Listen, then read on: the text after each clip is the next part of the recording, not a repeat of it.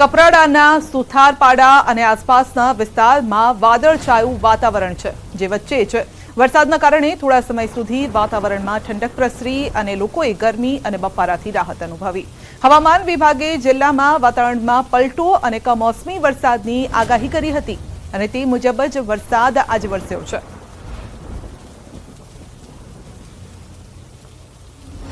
તો વરસાદ થતાં કેરી પકવતા ખેડૂતોની પણ ચિંતા વધી છે. વલસાડના વાતાવરણમાં પલટો આવ્યો છે, જો કે પહેલેથી જ હવામાન વિભાગ અને હવામાન નિષ્ણાતો પણ કહી રહ્યા હતા કે આ વખતે વરસાદ વહેલો છે, પરંતુ અત્યારથી જ મે મહિનાથી જ પ્રી મોન્સૂન એક્ટિવિટીઝ શરૂ થઈ જશે.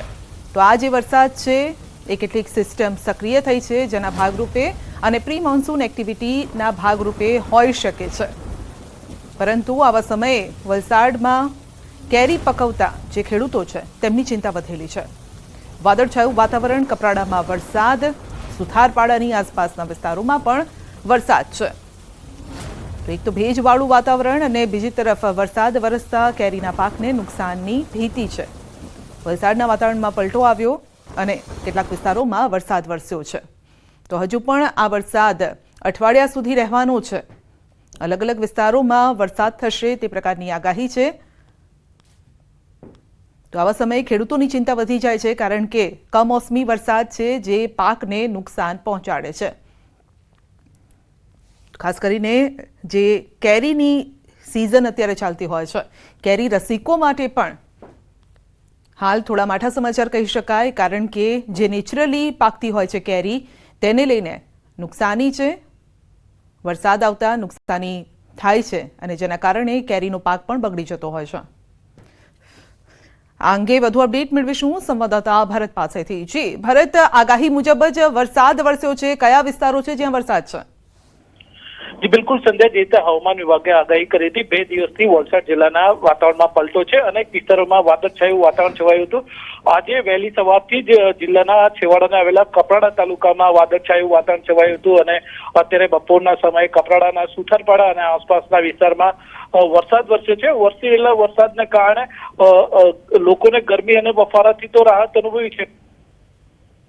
પાકને નુકસાનની ભીતિ ખેડૂતો ચિંતામાં છે. હજુ પણ જિલ્લામાં કમોસમી વરસાદની હવામાન વિભાગની આગાહી છે. આથી ખેડૂતોના જીવ વાતાવરણમાં ઠંડક પ્રસરતા લોકોએ રાહત અનુભવી છે. સંધ્યા. જી ભરત, આપનો આભાર અમારી સાથે જોડાવા બદલ. તો વલસાડના કેટલાક વિસ્તારોમાં વરસાદ છે, કમોસમી વરસાદથી ખેડૂતોની ચિંતા વધી છે.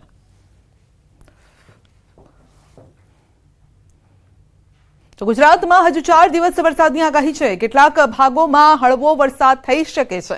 આજે ગુજરાતના 7 જિલ્લામાં વરસાદની આગાહી છે. આવતીકાલે અમદાવાદમાં પણ વરસાદની આગાહી.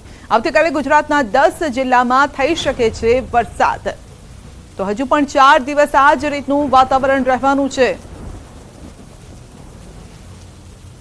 તો ગુજરાતના 7 જિલ્લામાં આગાહી છે. આવતીકાલે પણ આગાહી. આવતીકાલે અમદાવાદમાં વરસાદ થઈ શકે છે. તો હવે આપણે જણાવીએ કે ક્યાં વરસાદ થવાનો છે આજે અને આવતીકાલની આપણે જો વાત કરીશું. પહેલા આજની વાત કરીએ કે આજે ક્યાં વરસાદ થવાનો છે, કેટલા જિલ્લા. 7 જિલ્લામાં વરસાદની આગાહી છે. ઉત્તર ગુજરાતથી લઈ અને દક્ષિણ ગુજરાત સુધી, આ સાથે સૌરાષ્ટ્રમાં પણ. સૌરાષ્ટ્રની વાત કરીએ તો સુરેન્દ્રનગર અને રાજકોટ વરસાદની આગાહી છે. આ સાથે ઉત્તર ગુજરાતમાં અરવલ્લી, આ તરફ મધ્ય ગુજરાતમાં મહીસાગર અને દાહોદ, દક્ષિણ ગુજરાતમાં ડાંગ, વલસાડ, દમણ, દાદરા નગર હવેલીમાં પણ વરસાદની આગાહી છે. તો આજે આ વિસ્તારોમાં વરસાદ થઈ શકે છે. 7 એવા જિલ્લા છે. હવે આવતીકાલે ક્યાં વરસાદ થશે? આવતીકાલે અમદાવાદમાં પણ વરસાદની આગાહી છે. એટલે કે અમદાવાદમાં સવારથી વાદળછાયું વાતાવરણ રહી શકે છે, બફારો પણ હોઈ શકે છે, સાથે વરસાદ આવશે તો ઠંડક અનુભવાશે. સુરેન્દ્રનગર, આણંદ, બોટાદ, ભાવનગર, અમરેલી, રાજકોટ, ગીર સોમનાથ, ભરૂચ અને સુરત, તો આવતીકાલે મોટાભાગના આ જિલ્લાઓ છે ત્યાં વરસાદ થવાનો છે. તો કમોસમી આ વરસાદ છે જે છે. અંદમાન નિકોબાર ટાપુ પર ચોમાસું બેસી જશે. 24 મે થી 5 જૂન સુધી ફરી ગુજરાતમાં થશે વરસાદ. રોહિણી નક્ષત્રમાં ગુજરાતમાં થઈ શકે છે વરસાદ. મેના અંતમાં અરબ સાગરમાં ચક્રવાત બની શકે છે.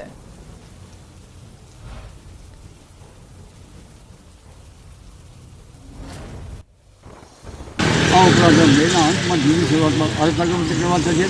16મી મેથી બંગાળ ખાડીમાં ચક્રવાત થવાની શક્યતા છે.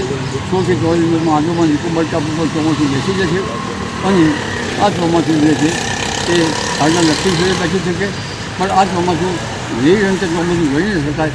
હવામાનની નોંધ પ્રમાણે જે ચોમાસું આવશે તે ચોમાસું ખરું ગણી શકાશે. તો હજુ ગરમી ગઈ નથી, ફરી તપાવશે ગુજરાતને. 15 થી 20 મે ફરી ગુજરાતમાં તપશે ગરમી. ગરમીનો પારો ફરી હાઈ થવાનો છે. હવામાન નિષ્ણાત અંબાલાલ પટેલની આગાહી છે. મધ્ય ગુજરાતના ભાગોમાં આકરી ગરમી પડશે. મધ્ય ગુજરાતમાં પારો 43 ડિગ્રીએ પહોંચી શકે છે અને કેટલાક ભાગોમાં પારો 44 ડિગ્રીએ પણ પહોંચશે. ઉત્તર ગુજરાતમાં 43 ડિગ્રીએ પારો પહોંચી શકે છે.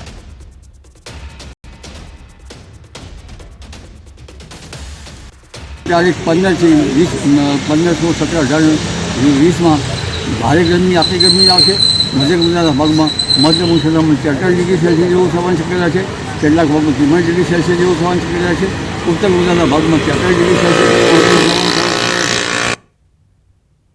હવામાન નિષ્ણાત પરેશ ગોસ્વામીની મોટી આગાહી છે. 4 દિવસ ભયંકર વરસાદની કરી છે આગાહી. ભારે ગાજવીજ અને તોફાન સાથે પડી શકે છે વરસાદ. રાજ્યના અનેક ભાગમાં 13 મે થી 16 મે સુધી વરસાદ થવાનો છે. મહારાષ્ટ્રમાં સર્જાયેલા સીએ ઝોનની વાતાવરણ પર અસર વર્તાઈ રહી છે. ગુજરાતના તમામ વિસ્તારને આવરી લેશે વરસાદ અને સૌરાષ્ટ્ર, કચ્છ, દક્ષિણ મધ્ય ગુજરાતમાં વકી છે. લઈ અને 16 મે 2024 સુધી આ રીતે વરસાદની શક્યતાઓ રહેલી છે, જેની અંદર ખાસ કરીને આમ જોવા જઈએ તો છેલ્લા ઘણા સમયથી 40 ડિગ્રી કરતા પણ ઊંચા તાપમાનની અંદર રાજ્ય છે એ સેકાઈ રહ્યું છે. ત્યારે અત્યારે મહારાષ્ટ્ર ઉપર એક હવામાનની અસ્થિરતા ઊભી થઈ છે.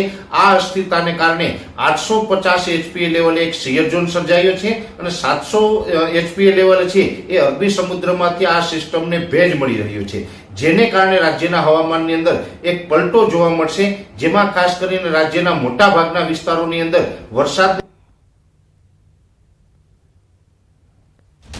તો આજે દક્ષિણ ગુજરાતના ભાગોમાં આગાહી છે 1 થી 1.5 ઇંચ જેટલો પડી શકે છે વરસાદ. થંડરસ્ટોર્મ એક્ટિવિટીના કારણે વરસાદ પડશે.